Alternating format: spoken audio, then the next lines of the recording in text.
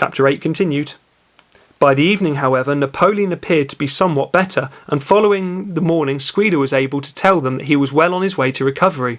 By the evening of that day, Napoleon was back at work, and on the next day it was learned that he had instructed Whymper to purchase in Willingdon some booklets on brewing and distilling, which is how you make alcohol. A week later, Napoleon gave orders that the small paddock beyond the orchard, which it had previously been intended to set aside as a grazing ground for animals who were past work, was to be ploughed up. It was given that the pasture was exhausted and needed reseeding, but it soon became known that Napoleon intended to sow it with barley, which is what you make beer out of. About this time there occurred a strange incident which hardly anyone was able to understand. One night, at about 12 o'clock, there was a loud crash in the yard, and the animals rushed out of their stalls. It was a moonlit night.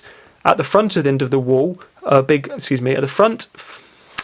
foot of the end wall of the big barn where the 7 commandments were written, there lay a ladder broken in 2 pieces.